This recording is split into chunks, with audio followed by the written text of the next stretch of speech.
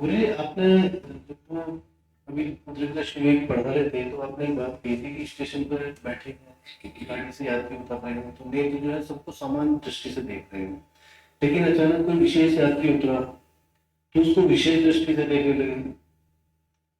तो ये विशेष दृष्टि कैसे बन गई? वो कौन सा फैक्टर है जो एक पर्टिकुलर आदमी को विशेष बना देता है? उन नेत्रों के लिए जो जो नेत्र अभी तक सबको समान देख रहे थे, उस पर्टिकुलर आदमी को वो विशेष रूप से देखने लगते हैं। तो वो कौन सा फैक्टर है? सुंदर प्रश्न है।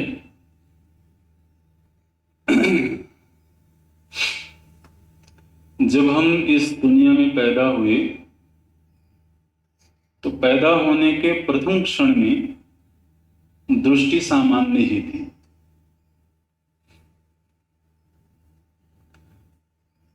पैदा हुआ जो शिशु है उसकी जो प्रथम दृष्टि होगी, अगर उससे पूछा जाए कि तुम क्या देख रहे हो, तो वो ये बताएगा मैं सामान्य देख रहा हूं। ठीक है, अभी सामान्य और विशेष की व्याख्या नहीं करेंगे क्योंकि वो व्याख्या कक्षा में हो चुकी है। वो धीरे धीरे करके जब व्यवहार करना शुरू कर दिया तब फिर उसको बताया गया कि ये माँ है, ये पिता है, ये भाई है, ये बहन है, ये मित्र है, ये शत्रु है। तो हमारे चित्त में जो विशेष की अवधारणा बनी, ये डाली गई,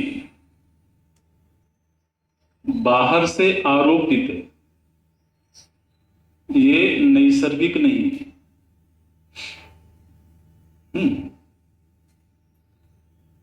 तो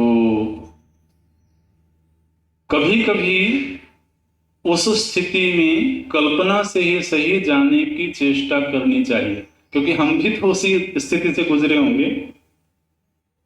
हमारा भी कोई जन्म काल था इस शरीर में कम से कम। तो जिस समय पर हमारा जन्म हुआ होगा एक शिशु के रूप में, उस समय पर हमारा मन कैसा होगा, उस मन को याद करने की चेष्टा करें। नहीं, याद नहीं आएगा, कल्पना करने की चेष्टा करें कि वो मन कैसा होगा। वो मन बिल्कुल कोरा कागज होगा। हाँ? उसमें एक रेखा भी नहीं खींची है। ये रेखाओं का खिंच जाना ही विशेष है। और चूंकि दूसरों में वो रेखा खींची है इसलिए हमारे भीतर भी खींचते हैं। अब जब मैं फंसा हूं तो तुम कैसे बच सकते हो? आप देखिए ना, ये जो विशेषों का संग है ये बिल्कुल संदर्भ सापेक्ष है। एक बच्चा हिंदू के घर में पैदा हुआ और अनजाने में ही, अभी आजकल हम सुनते रहते हैं हॉस्पिटल में कोई बच्चा चोरी हो गया। ठीक है, अब वो अभी अभी पैदा हुआ है और कोई मुस्लिम परिवार उसको चुरा के ले गया और वो उस घर में पला बढ़ा। वो किन विशेषों से जुड़ा हुआ है? जो विशेष उसके भीतर डाले गए हैं। तो एक तो ये जानना चाहिए कि हमारे चित्त में जो विशेषों का संसर्ग है ये आगंतुक है, बाहर से आरोपित है। और दूसरा, चूंकि इस दुनिया में जब हम जीने लगे तो हमको कुछ जरूरतें थी, हमें कुछ अल्पता की अनुभूति थी, तो हमें कुछ चाहिए था। तो जिस जिस से हमारी चाहत पूरी होती गई उससे हमारा संग होता गया।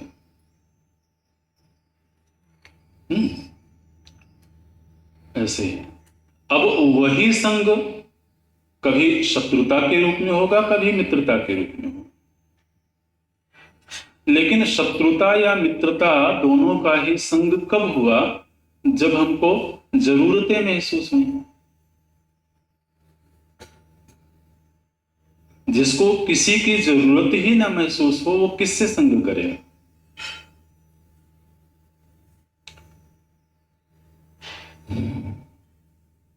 ध्यायतो विषयान पुंसा संगस्तेषु उपजायते। लेकिन ध्यायता कस्मात्?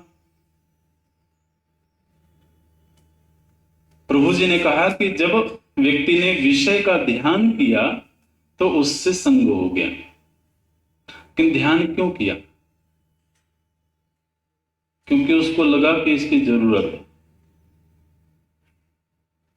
जरूरत की अनुभूति क्यों जगी भीतर? क्योंकि अतृप्ति थी। अतृप्ति ही जरूरत को जन्म देती है। जो तृप्त है उसे किसी की जरूरत नहीं। तो बिल्कुल ये समीकरण है, इसमें बिल्कुल गणित है, विज्ञान है, आप जो भी लगाना चाहें। अतृप्त व्यक्ति को ही जरूरतें महसूस होती हैं और जरूरतें ही हमें किसी से जोड़ती हैं। अब जिससे जुड़े हम, वो जब तक अनुकूल रहा हमारे, तब तक उससे मैत्री भाव था। जब वो प्रतिकूल हो गया तो शत्रु भाव हो गया। लेकिन ध्यान रखिएगा, हमारे जीवन में मित्र भी और शत्रु भी, ये दोनों ही तब आए जब हमें जरूरत थी। और प्रायः शत्रु वही बनता है जो कभी मित्र होता है। संबंध की शुरुआत शत्रुता से नहीं होती। क्यों होती?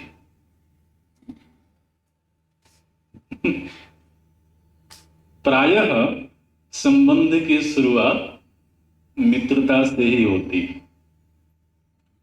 आप कहोगे कि रोड में चल रहे थे और किसी ने आकर के ठोक दिया, तो पहले ही मिलन शत्रुता से हुई। लेकिन ये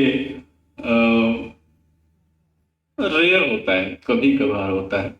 अन्यथा जो स्थायी संबंध है, शत्रुता के भी स्थायी संबंध होते हैं। आदमी जन्म जन्मांतर तक निभाता है शत्रुता को। तो जन्म जन्मांतर तक निभाई जाने वाली जो शत्रुता है, उसका आरंभ मित्रता से ही होता है। और मित्रता इसलिए आई क्योंकि हमें जरूरत थी। जरूरत इसलिए थी क्योंकि हम अतृप्त थे। अतृप्त इसलिए थे क्योंकि हमको पूर्णता की अनुभूति नहीं थी। तो कुछ तो हमारी जरूरतों ने विशेषों को लाया हमारे जीवन में, और कुछ दुनिया ने हमको विशेषों से जोड़ा। इस तरह से, ठीक है।